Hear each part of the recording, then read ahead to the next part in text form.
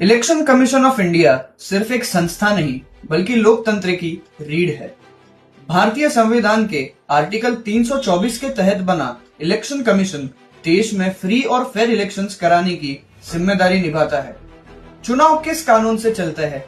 तो जवाब है रिप्रेजेंटेशन ऑफ पीपल्स एक्ट 1951 के तहत। यही कानून तय करता है उम्मीदवार की योग्यता, अयोग्यता, चुनावी अपराध और चुनावी विवाद। अब बात महाराष्ट्र की। हाल ही महाराष्ट्र चुनावों में मॉडल कोड ऑफ कंडक्ट को सख्ती से लागू किया गया। चाहे वो प्रचार की सीमा हो, खर्च की निगरानी हो या सरकारी मशीनरी का दुरुपयोग, कोर्ट्स ने भी साफ कहा है चुनाव संविधान के मुताबिक होंगे, चाहे वो आरक्षण, समानता या पारदर्शिता का मुद्दा हो। याद रखिए, चुनाव राजनीति नहीं, संवैधानिक और पूरी तरह कानूनी प्रक्रिया है।